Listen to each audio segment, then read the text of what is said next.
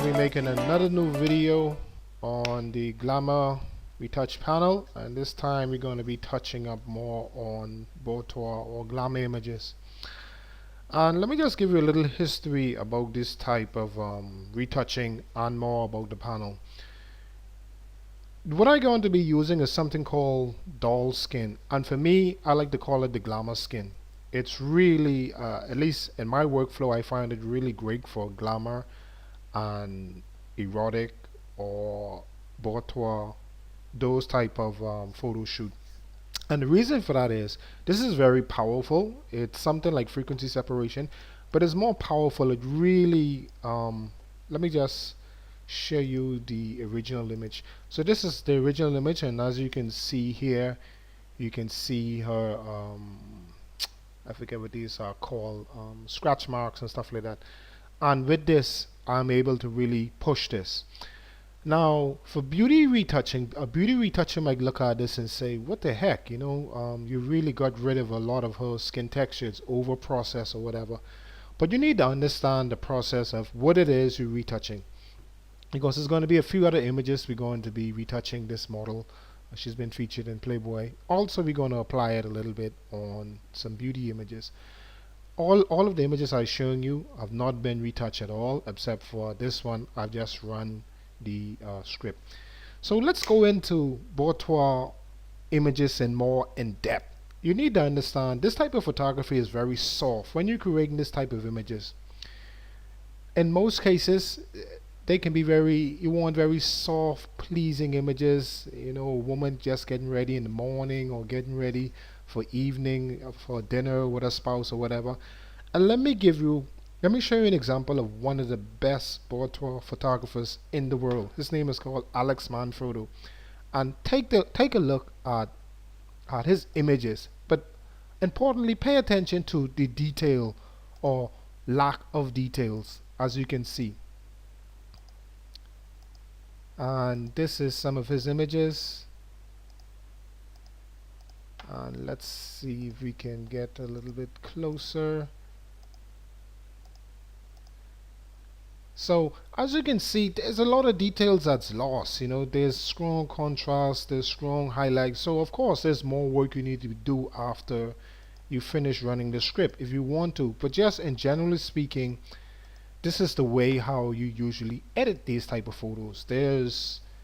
You have more flexibility. You don't have to worry about details. You want to probably worry a little bit more about details in the clothing and stuff like that, and the hair, the eyes and stuff like that. But other than that, generally speaking, these are really soft. We as photographers, usually we would use soft boxes, like soft lighting, to photograph this kind of stuff. You don't always have to use, but generally speaking, for this type of photos we use soft light. So let's get into the retouching part of it.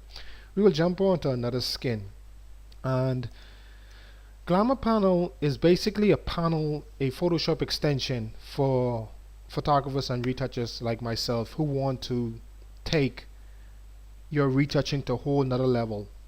And if you're amateur and if you struggle like me back in the day, there's a lot that Photoshop can do, but knowing how to do it, let's face it, it's not easy. So this panel really breaks down a lot of stuff that we as retouchers can do in retouching.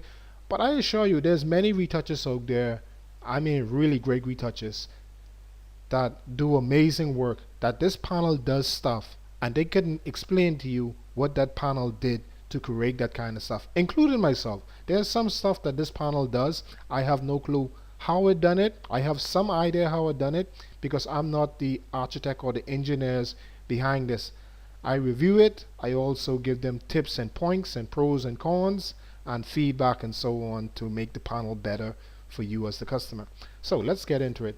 It's quite simple, because a lot of the panel has to do is just masking in. And with that masking, you can use blend modes as you wish, or sometimes you need to deal with color, because this panel actually can create makeup, believe it or not. It can create fingernail polish, you can create lipstick, you can create all type of stuff.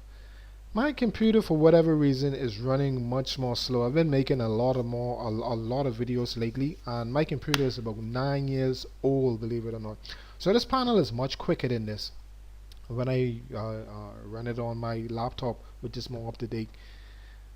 But if you have a more recent computer, most likely this script will load up in just a few seconds. So bear in mind it's my computer, plus I am editing another 2K video in the background, plus recording this and this all this kind of stuff. So I think all my RAM is basically being used up. I don't have much RAM, 8 gigabytes of RAM, so I think it's using up all the RAM, so the computer is not running as fast as it should. But anyhow, let's get into it. So all you do is run the script, and basically in this case, in a lot of cases, it will tell you what color brush, or you would see the mask is black, so you want to paint the opposite of black, which is white. And I'm using a Wacom tablet. Let's zoom in closely so you can see what's happening here. Let's focus, let's start here. And as you can see, it's doing a pretty good job of getting rid of a lot of this imperfection. I also find you can use this if you're feeling lazy or you just don't have the time, you want to speed up your workflow and you don't want to go through all that editing, or maybe you don't know how to with removing imperfections. Because first I would recommend cleaning up the skin for whatever level like imperfections, like these green veins in a hand. I would clean them up, and right here I would clean up. So I would recommend cleaning up the skin first, then applying this. But if you don't want to, as you can see, it is pretty powerful, and by default it's set by 75%, so you still have some more you can push. And as I said, I am using a Wacom tablet, so a pressure sensitivity tablet. So in certain areas I'm pushing hard, in other areas I'm not. But if you're not and you're using the mouse, you can still use it, and then once you're done, you just go and play with the opacity to get it however you want. But at default, I think the 75% is pretty good, and generally speaking, I tend to keep it at 75%. And if there's certain areas like her face would need even more, sometime I would just like, let's see, like here. Okay, so far it's doing a pretty good job actually on the face, because sometime I would have to make a second one just to get the face, and maybe I do have to. So once I'm at a level that I feel comfortable with, I zoom out and I turn it off, and just, let's see, turn it off just to get before and after. And once I'm happy with that, I generally just see if I need to apply more, and if I do need to apply more, I will just merge this layer down, merge group, and just merge that down, and then I would just run the script again if I need to, and just paint in areas that I feel a little bit more like up here and so on. But for demo purpose, let's move on to the next image, which is a beauty image. Again, especially in beauty images, I would highly recommend you clean up the skin as much as possible before trying this, before using this script, because when it comes to beauty images, now you want to be very you can use this, but now you want to use it with a more lighter hand. So I wouldn't recommend depending on this to remove all your imperfections. When it comes to beauty images, I would recommend this just to, maybe if you want to soften the image a little bit and soften the pores a little bit and so on. But generally speaking, for beauty images, because they are such micro images where people are very close up, this is where you want to use a light hand. So I think I'm going to be buying a new computer soon, because this one has been around for some time and it's starting to show its age the last 2 weeks actually.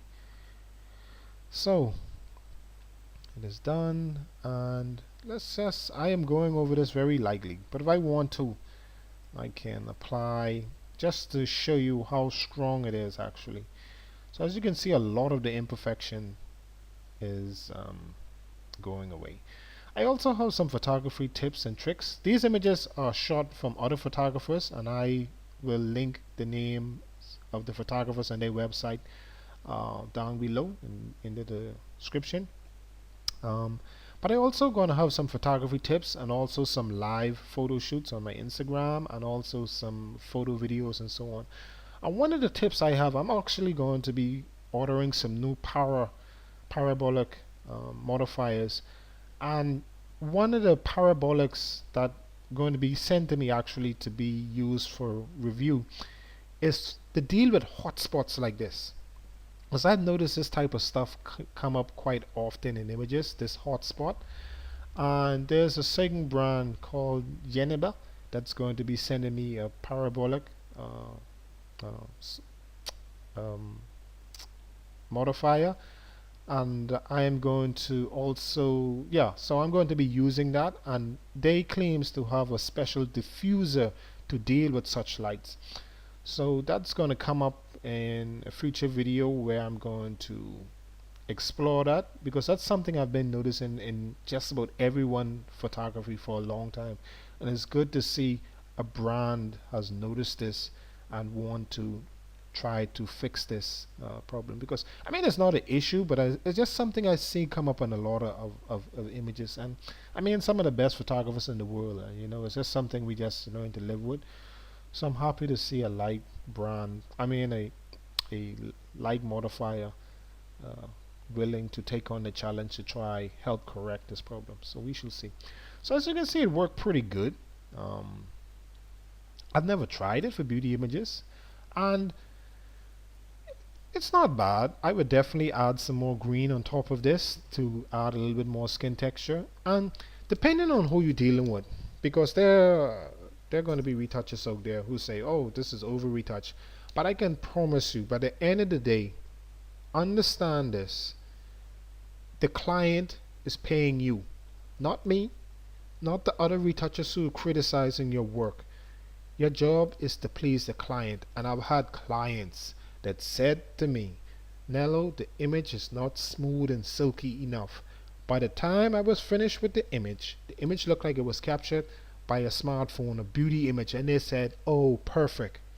I never use those type of images on my website and show around, but by the end of the day, the client is always right. So don't pay no attention to me if I say, at least for me, I feel this is over retouch. But if a client want me to do this, or a client want you to go as far as this or even further, the client is always right.